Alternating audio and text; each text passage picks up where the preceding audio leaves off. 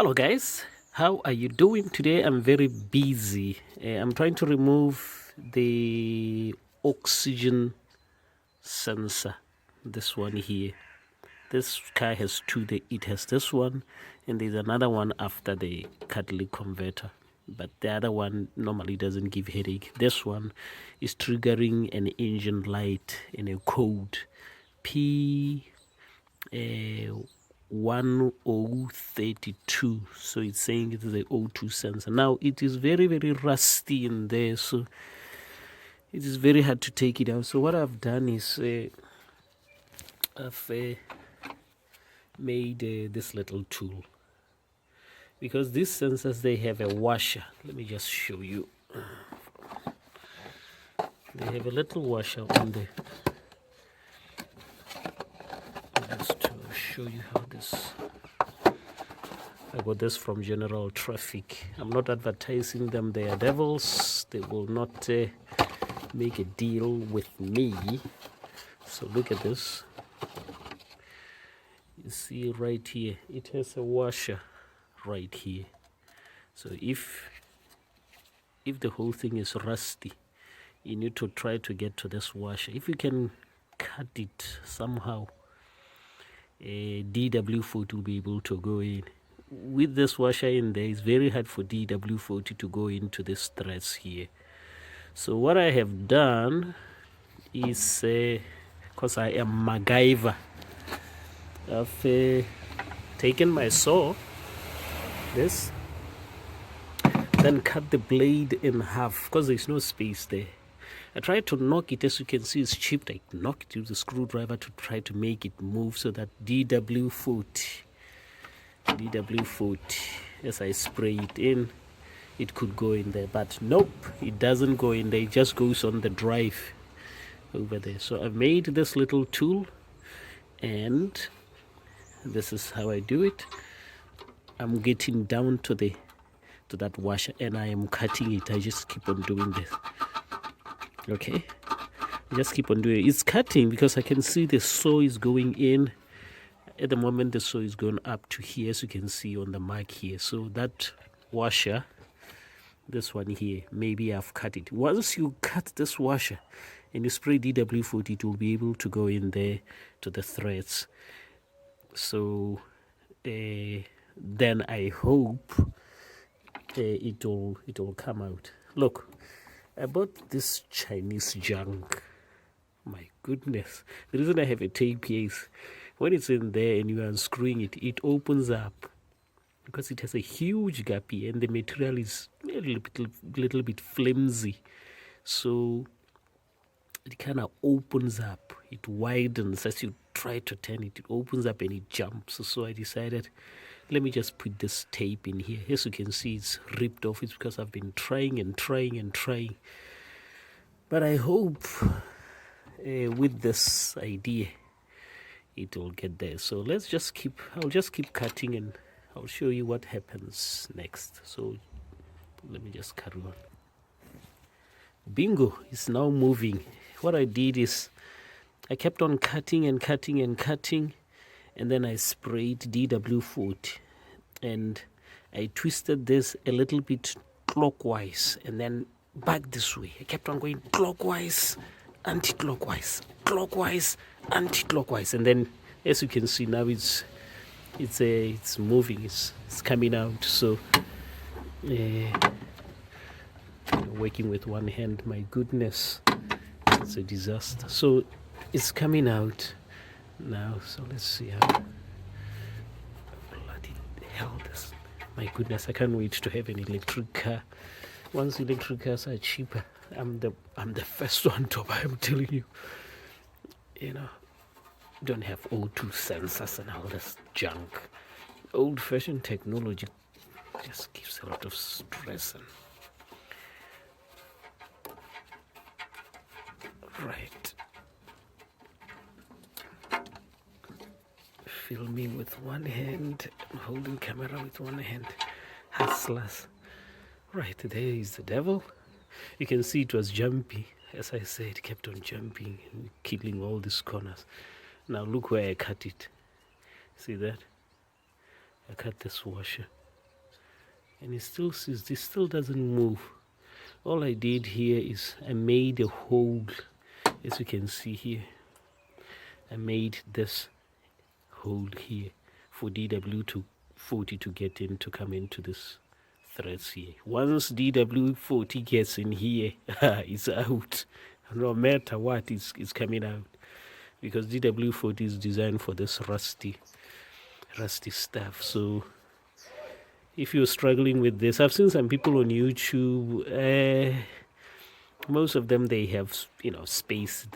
This kind of stuff is on the other side of the engine at the bottom. So, but here there's not enough space, and actually I had to cut one of these here, because this tool wouldn't fit there. It doesn't matter, it's an old car. I'll hold this with this pipe with some cable ties here. It will be fine. And also I've sanded it so that it's not edgy and sharp, so it doesn't pierce this pipe. Okay, guys, so let me just put the new one. Right, it is in. I've tightened it very hard because the corners on the new one are still new. They're not rounded like this. Even if I didn't have tape in here, it was all right. It grabbed it, and so it's so tight in there. So that's brilliant. Now this cable here, just push it in there like so. I think it's supposed to clip in there. Let me just have a look. Yeah, that's how it is supposed to clip. So that's how it is. I think it's not fully clipped in. I'll just sort this out, but this is how it is. And this one goes over here like so, and shouldn't touch the heat thing. And this pipe comes over here, goes there, and then here. As you can see, it was supposed to clip here, but because I've removed that for the space, I'm gonna put a cable tie here, because I don't think it will be okay for it to just sit here. I mean, it's not causing any trouble here, but I think just moving like it might start scratching. So I'll just get a cable tie tight here so that it doesn't move about. So that's how it is. You get all these tools that I got here just to remove this stubborn devil. Like I said, I can't wait to get an electric car. My goodness. No more O2 sensors, oil filters, air filters, coolant. Rubbish. Okay, guys?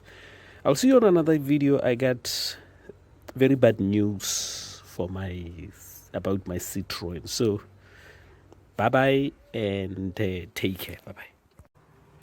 Right, I finished plugging this. I forgot to just say something. I had a thought about this thing. All right, another way of, maybe getting this to work, and this is just my idea. Maybe it would work, or maybe not work. What you can do, you can buy some clamps, 2 clamps. All right, so you put the cable in, and then behind here you put clamps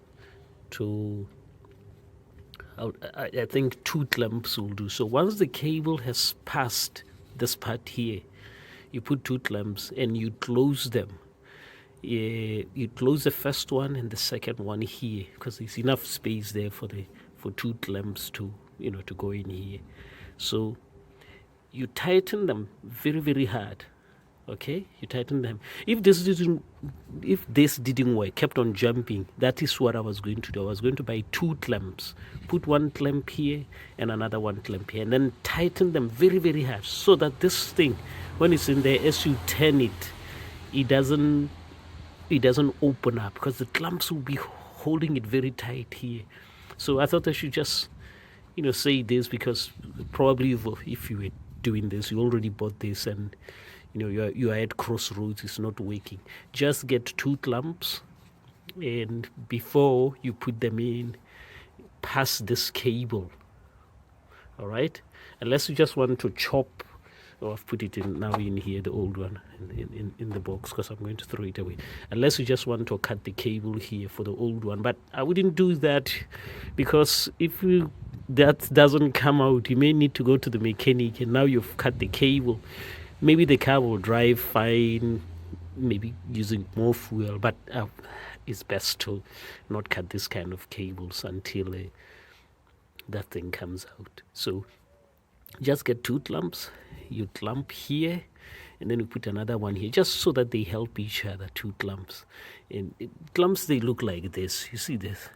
This is a clamp, but you get the smaller ones, the size that will fit in here. All right.